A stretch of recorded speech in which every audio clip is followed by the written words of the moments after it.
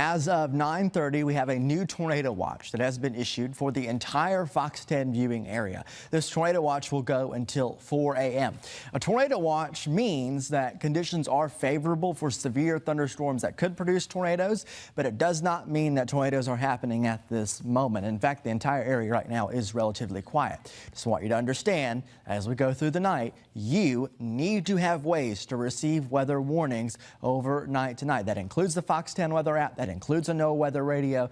You need to have that because this is an overnight threat of severe thunderstorms. Here's what we're expecting. This is the HRRR forecast model. It's a high resolution model, one of the most trusted models that we use. The trend has been really interesting and probably not the best for us. Here's 1 a.m. We have a very strong line of severe thunderstorms. This is called a QLCS, a quasi-linear convective system. That's a fancy word. It's a squall line, and it's going to be a line of strong storms that's rolling across our area. However, ahead of the line, we'll be watching for these. These are discrete storms, meaning isolated. They're kind of in their own environment. These storms have the potential to produce tornadoes. They will be supercells. Supercells are the big tornado producing type of storms, and we'll be watching all of these storms as they roll across our area ahead of the main line for that potential. This is 1 a.m., so you can see we're going to be keeping an eye on that. Here is 2 and 3 a.m. moving across I-65 here, the eastern half of our area, by around 3 a.m. And notice it's still kind of got a bowing structure to this on the model. It's going to be an intense squall line, and yes, it does have a damaging wind threat. I have good news. As you start your day on Sunday morning, we will be clearing and it will be getting quite a bit cooler. Here's a close look at Futurecast. This is with the latest run of the HRRR.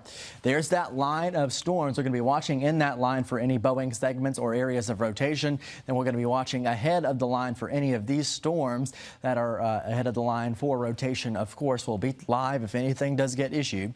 Then we have the main area. If you're along Highway 84, you have an increased risk for damaging winds. And you can see this line looks rather rowdy here.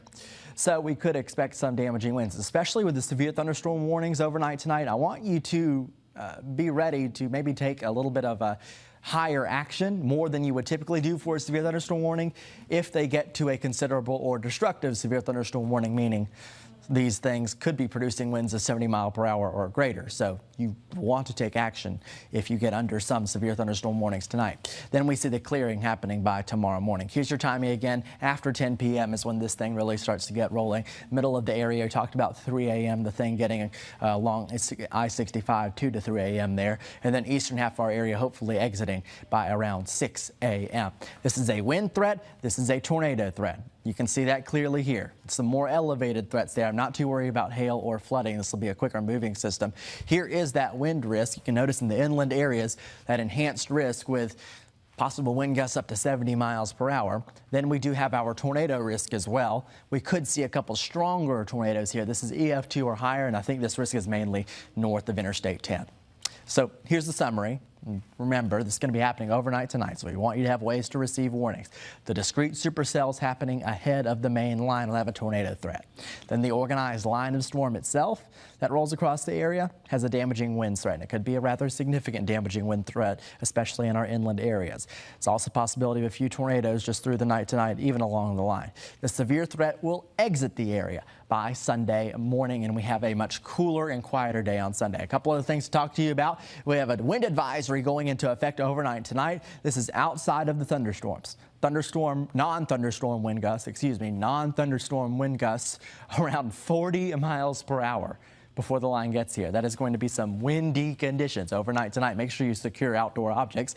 Also have a high surf advisory that goes until 6 p.m. tomorrow. 5 to 7 foot waves out there. Some rough conditions because of that strong onshore then offshore flow. Here is the extended outlook. We do have other things that are coming our way. Some cooler air, much cooler air coming Monday into Tuesday here with highs in the 50s and low 60s. Another system rolls through on Wednesday.